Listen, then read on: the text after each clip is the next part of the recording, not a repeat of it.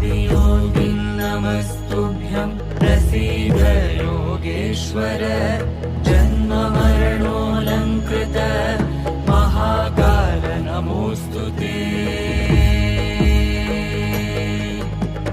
आदियोगिं नमस्तुभ्यं प्रसीद योगेश्वर जन्म मरणोऽलङ्कृत महाकाल नमोऽस्तु ते।